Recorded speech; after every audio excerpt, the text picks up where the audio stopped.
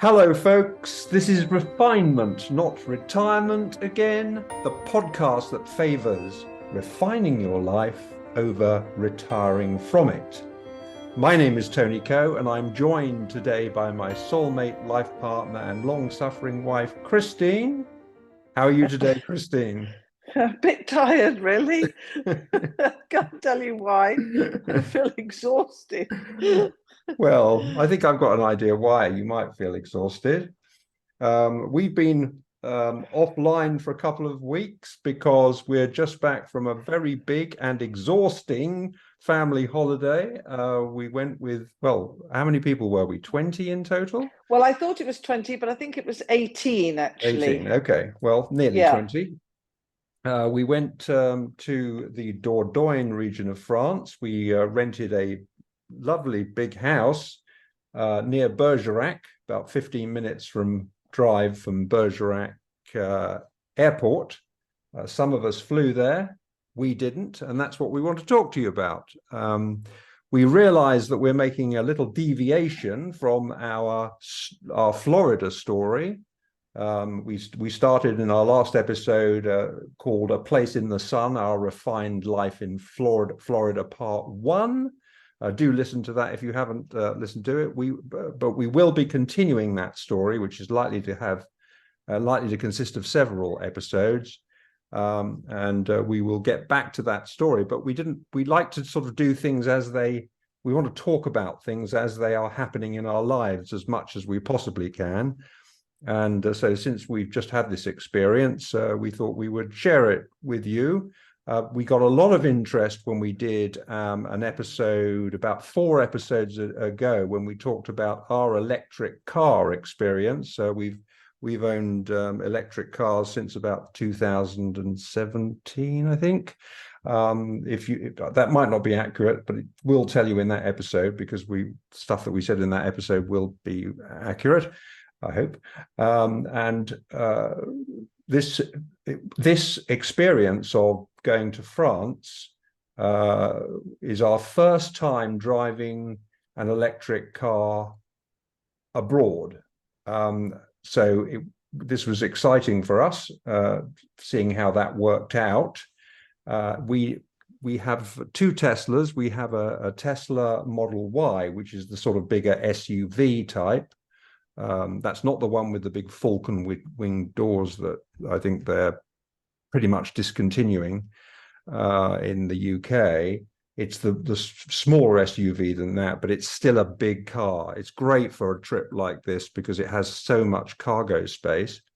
And then there's our daily car, which is the Tesla Model 3, which we run around locally in most of the time, but it's also great for long journeys. Both cars do have about the same sort of range, which is about 300 miles each, a bit more than that. And so this was going to be a big experience for us, seeing what it was like driving thousands of miles, because this was a 2,000-mile round trip, roughly. And we wanted to see how we got on in terms of charging, because it's one thing to be driving locally where you can come back to your house and charge it up overnight and you've got a full tank the next morning. But when you're driving hundreds and hundreds of miles at a stretch, things are rather different. So we went in 2 cars. The reason for that was my son-in-law Brad was driving what we call Big Red, which is the SUV. He and my daughter Tracy have 2 small children, and they come, as you all know, children come with a lot of stuff, right? So that's what that's sort of setting the framework. Have I left anything out yet, Chris, in terms of freight starting this story off? No, don't think so. No. Okay, so we want to tell you about how we got on. So we left Elmley Castle in the northern Cotswolds at about 6:15, 6:30 in the morning, in order to make the first leg of the trip, which was down to the shuttle in Folkestone. That all went beautifully, didn't need to charge to get there. It got there very comfortably.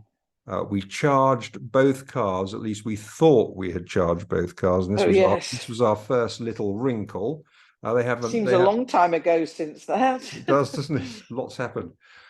We had our first little wrinkle there at the ferry, at the shuttle, sorry, not the ferry, the shuttle terminal in Folkestone. They do have Tesla superchargers there.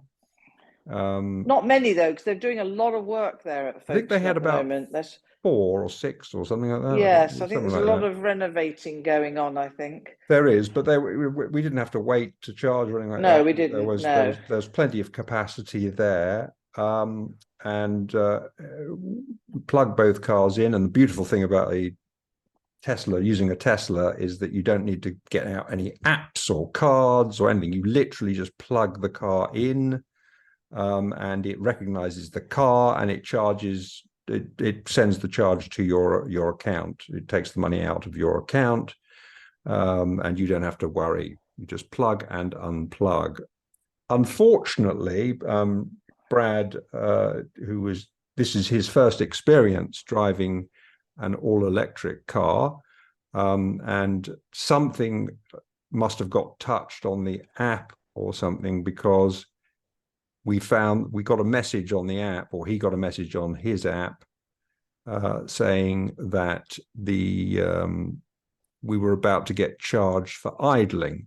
So let me explain that. You may, if you're not, you may not be familiar with how one of the big bugbears of driving an electric car is when people park their electric car and leave it on the electric car, leave it in the electric car charging bay after it's finished charging.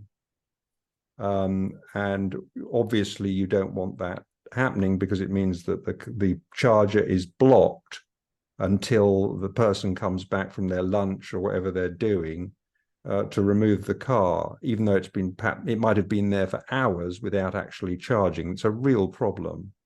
But Tesla thought of all this, as they thought, when they developed their charging network. They're the only car manufacturer that's done that. They thought about all that, and they introduced a system whereby if the system sees that your car has finished charging and yet is still tethered to the charging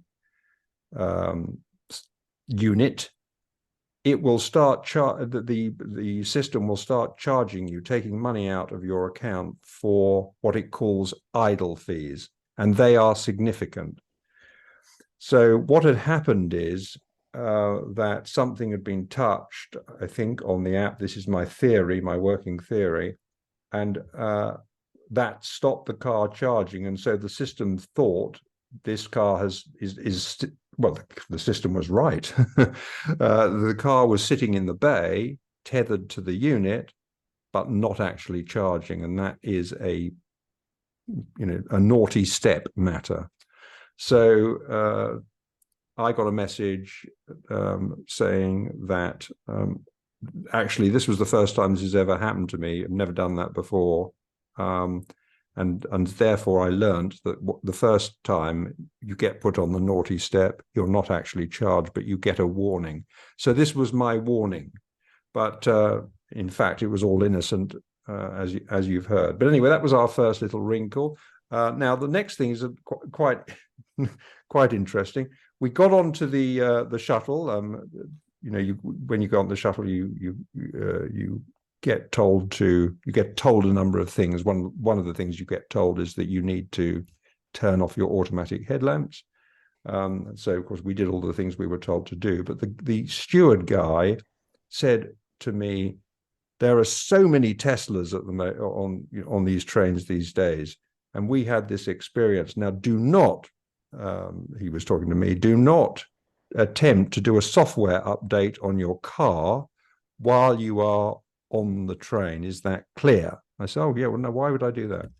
He said, well look, we just had one guy, he tried to install an over-the-air update on his Tesla, and of course it lost its connection while it was under the channel, the English channel, and the car wouldn't move. It was immobilized because the car needs to, like your phone, the car needs to finish its software update before it can come back to life.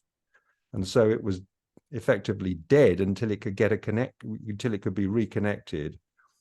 And the problem for the shuttle people was that his car was the first car on the train, and it couldn't be moved. So they had to send the train all the way back to Folkestone from Calais, or wherever it is over there, in order for his car to be taken off, and so everyone else could be brought back. So I bet everyone was really pleased with that Tesla owner. So now they're warning everybody that don't do that. Well, so that was quite an interesting little thing. Anyway, we got over there smoothly. All went beautifully. Came out the other side and had plenty of charge. Well, of course, Brad didn't have as much charge as we had in our car because of the story I've just told you. So what we had to do was to find out where his Tesla was sending him to get his first charge, because it was different from where ours was sending him. Now, let me explain But to can you. I just jump in there though on this? I think as soon as we came off, we put our first destination, which was Rouen. Yes. Rouen, which was about 2 hours away.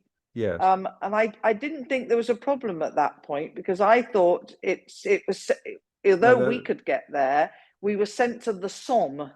No, well, I don't want to get bogged down into what the names of the places are, because we'll get lost and it'll become very detailed. But there was a problem, because we weren't both being sent to the same place. What we discovered, that was on the way back, I think you'll find. No, what we discovered was that we were being sent to different chargers, because of course Brad's vehicle had significantly less charge than ours did. So what we did is we set our charger, our car, we overrode. No, what I wanted to explain to our listeners was the beautiful thing about a Tesla is that it does all the thinking for you. You don't have to worry about where you're going to charge, as you do in other electric vehicles.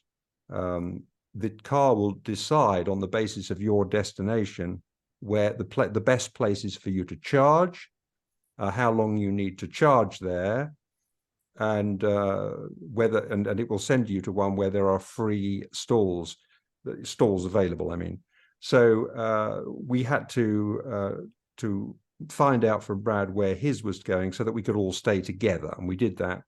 And we went to the first charging station, and we had a very easy time. In fact, why did you say, Chris, about what your impression was of the Tesla supercharger hubs in France that we experienced?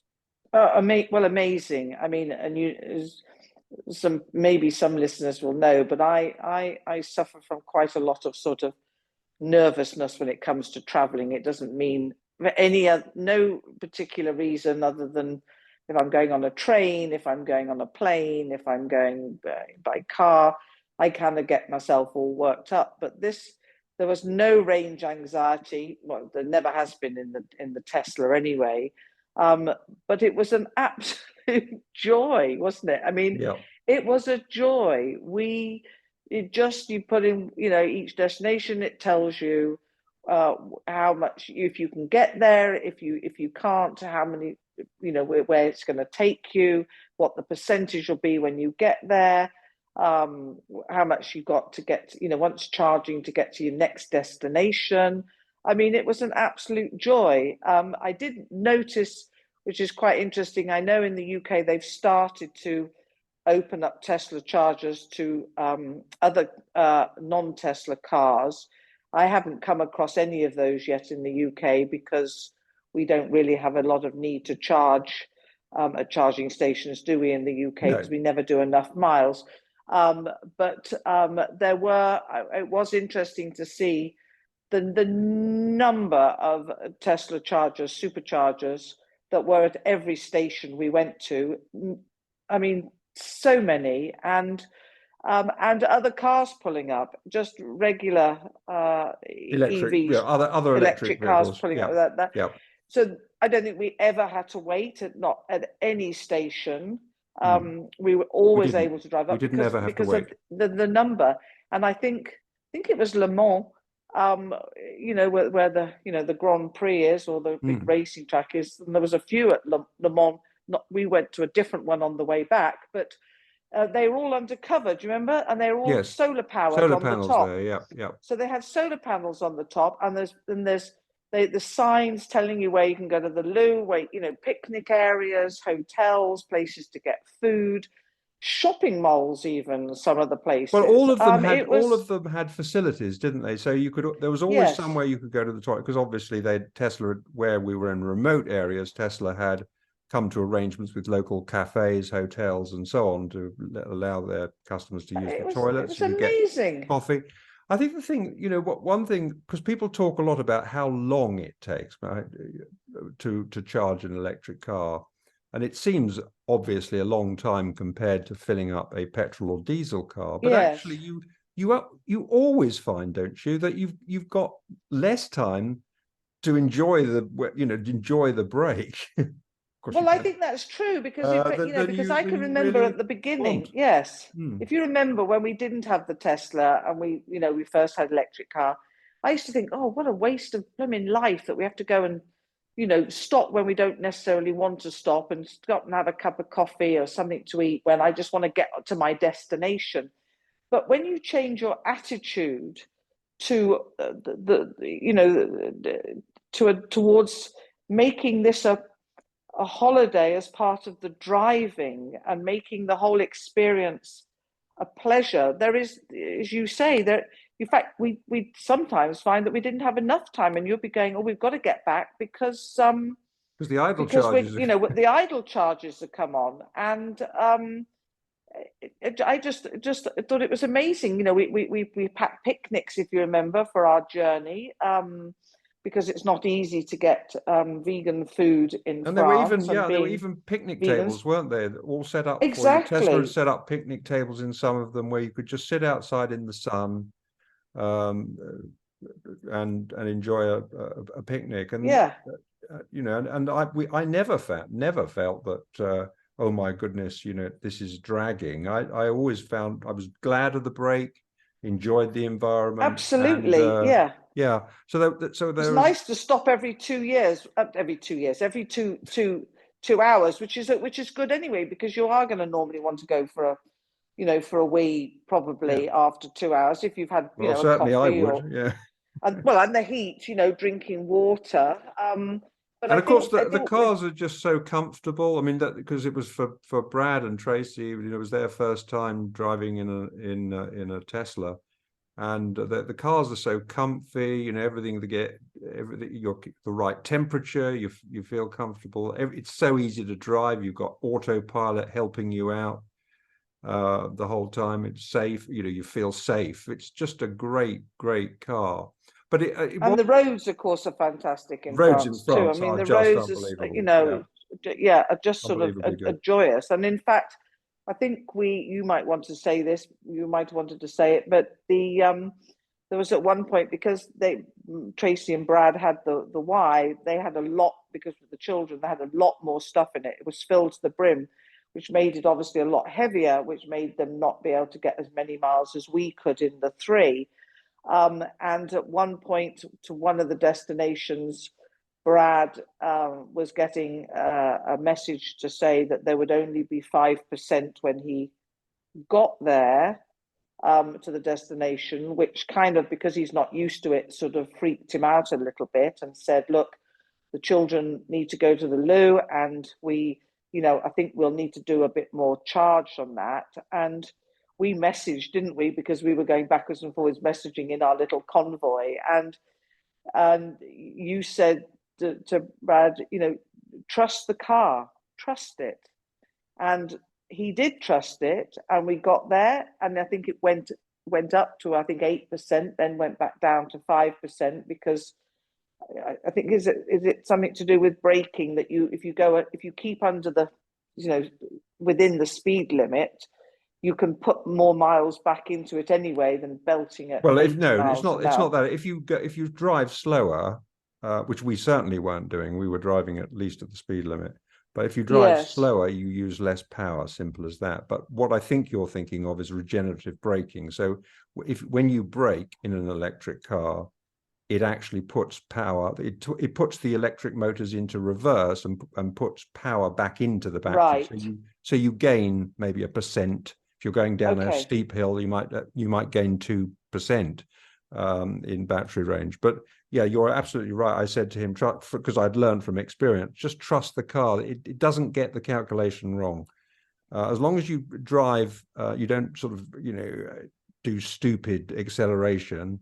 And you can even accelerate automatically, so the car chooses how to accelerate, how fast to accelerate, which is a good way of driving.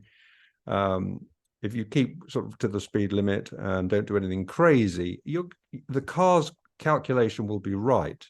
And Yes, yeah. if you do drive crazily, it will tell you, you need to now you need to start Drive driving it. sensibly, keep Yeah. below a certain thing if you want to reach the charger. Yes. The other Well, thing we even had Tesla's the same thing with it. Sorry, no, go we on. even did it on the way back, didn't we? We got a little bit concerned at a And couple of you were points. going, should we go to another one? And we went, no, no, come on, we have to go with Yeah, our own advice. We have to trust practice it. what we preach. Yeah. So and we did, and we were absolutely fine, weren't we? It was Absolutely, like amazing. absolutely. Yeah, they're brilliant. There was something else I was going to say, and I can't remember what it was About about Teslas, Teslas. sorry, But yes, never I mind. interrupted. I'm sure it will come. I'm sure it will come back to me. But what is great is that Elon Musk and um, his sort of master plan. It was so good to not just do what other car manufacturers have done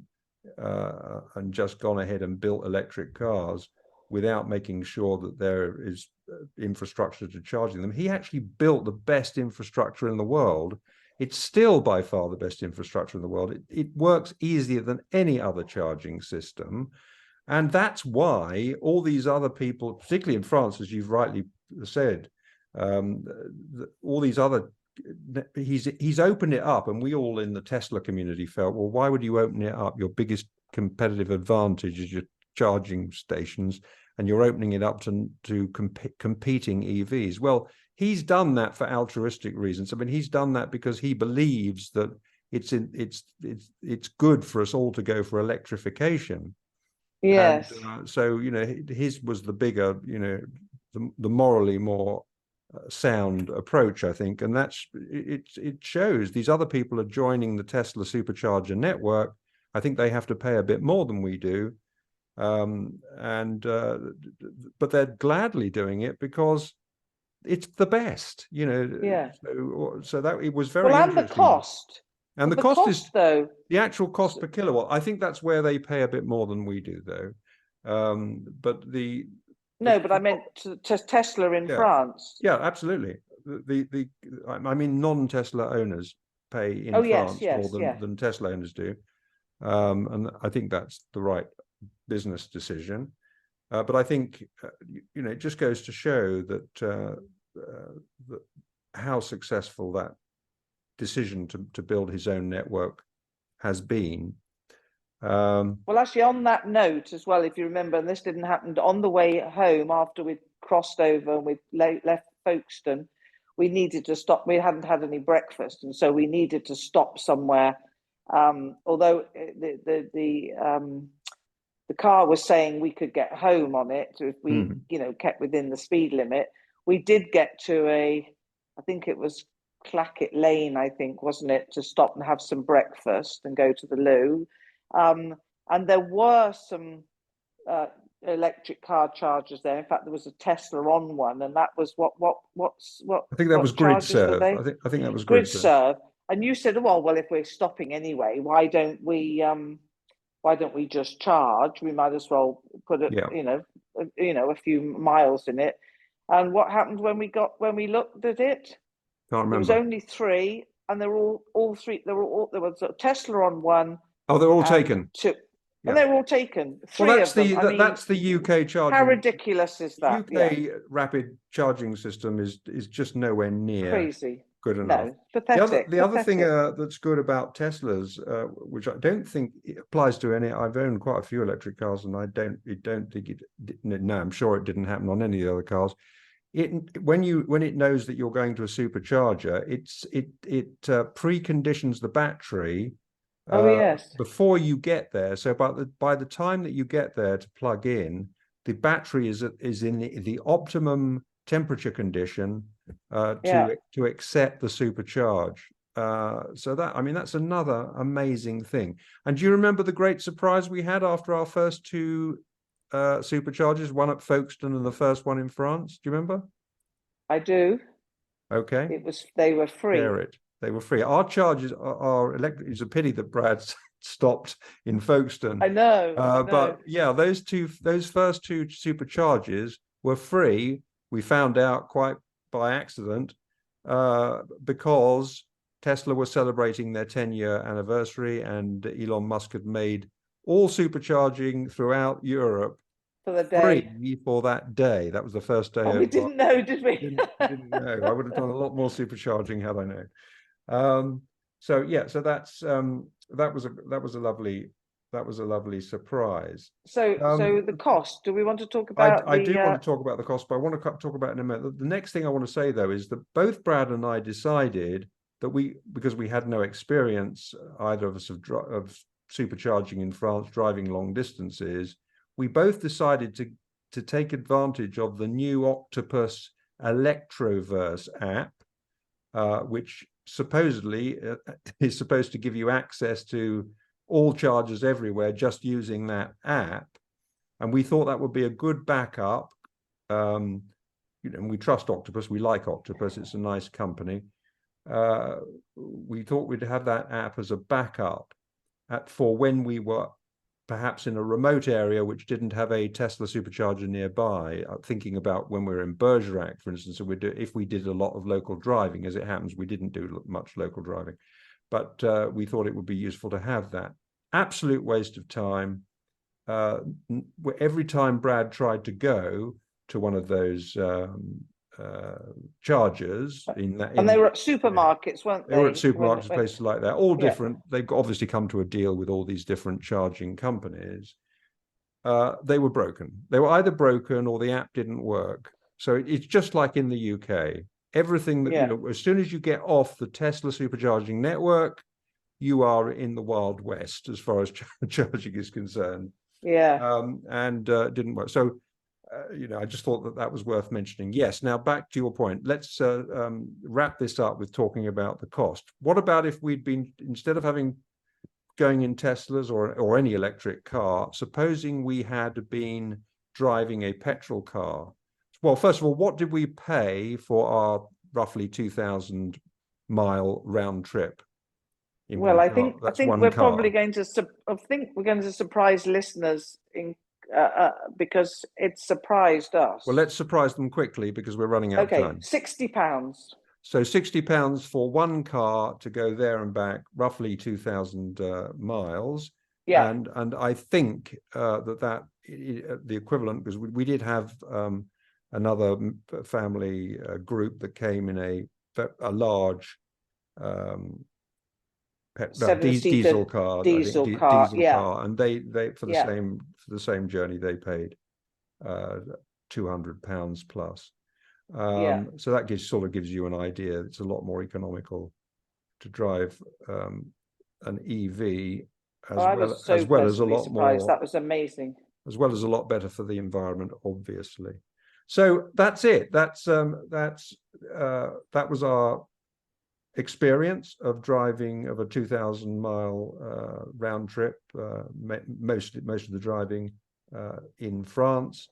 It's absolutely wonderful experience. Yeah, it was a total joy. And I know because I spoke to other Tesla owners before I went there on the forums and said, what's it like and what you need and so on. And I join with them in saying, don't worry particularly if you're going there in a Tesla, you're not going to have a problem. And if you're not going there in the Tesla, see if you can make sure you get access to the Tesla supercharging network. I think that's a good thing to do.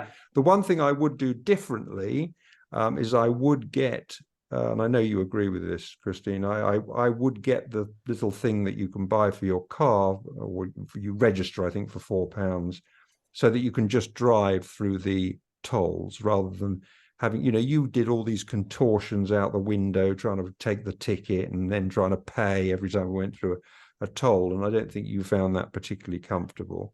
Wasn't comfortable, no.